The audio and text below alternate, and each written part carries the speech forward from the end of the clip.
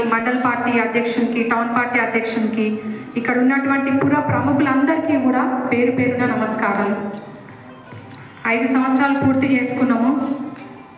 కొన్ని తీపి చేదు జ్ఞాపకాల మధ్యన సాగిపోయింది మా మున్సిపాలిటీ. అందరం కౌన్సిలర్లం కూడా, ఏ వార్డు కౌన్సిలర్ కూడా నా వార్డు అభివృద్ధి చెందాలి, నా వార్డు ఇంకెక్కువ డెవలప్మెంట్ కావాలి, నా వార్డుని ఇంకెక్కువ ఇది చేసుకోవాలనే స్వార్థంతో సరే సాయ శక్తులా కూడా మేము పోరాటం చేసి అయిన కాడికి 90% అయితే మేము అన్ని వార్డులకు న్యాయం చేసినామని అనుకుంటున్నాము.